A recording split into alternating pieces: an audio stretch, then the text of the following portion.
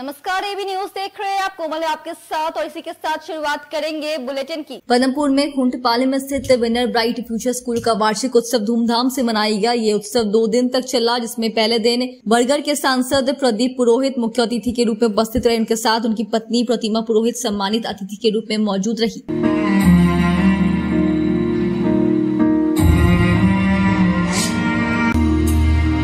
तेरी नदियों में बह जावा, तेरे खेतों में लहरावा, इतनी सी है दिल की आरज़ू।